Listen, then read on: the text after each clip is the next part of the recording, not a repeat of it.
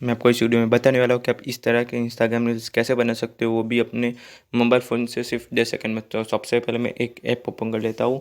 मैंने ये app open पहले से ही कर रखी है। मैं आपको इस ऐप का नाम मैं लास्ट में बताऊँगा वीडियो के। मैं ऐप ओपन करने के बाद हम जाएंगे रील्स में। रील्स में जाने के बाद हमें आप बहुत सारे देख सकते हो, यहाँ से आपको बहुत सारे मिल जाएगी। आपको जो टेम्पलेट अच्छा लगे वो आप यूज़ कर सकते हो। मैं यहाँ से इस वीडियो में जाऊँगा और यहाँ से मैं क्रिएट वीडियो में जाऊँगा। क्रिएट वीडियो में जाने के बाद मुझे सिर्फ 13 फ़ोटोज़ को सिलेक्ट करना है। मैं 13 फ़ोटोज़ को सिलेक्ट कर लेता हूँ।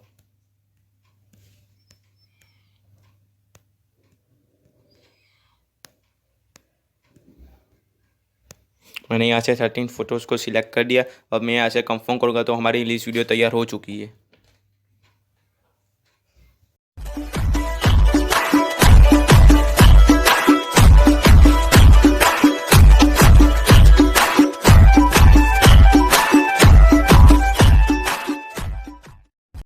तो उस ऐप का नाम है मस्ट ऐप। मैं आपको इस ऐप का लिंक मैं डिस्क्रिप्शन में दे दूँगा।